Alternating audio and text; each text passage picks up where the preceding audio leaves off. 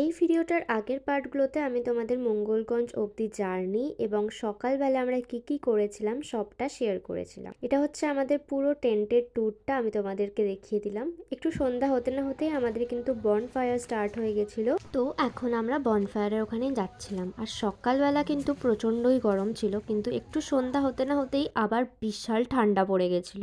তো বনফায়ারে যাওয়ার জন্য আমরা সবাই খুব এক্সাইটেডও ছিলাম। আর সন্ধ্যাবেলা এখানে বারবিকিউ চিকেনও নেওয়া যায়, আবার ব্যাম্বো চিকেনও নেওয়া যায়। তো বারবিকিউ চিকেনের আগে অনেকবার ট্রাই করেছি, তাই ভাবলাম এবার ব্যাম্বো চিকেনটাই ট্রাই করি, তাই জন্য ওটারই অর্ডার করেছিলাম।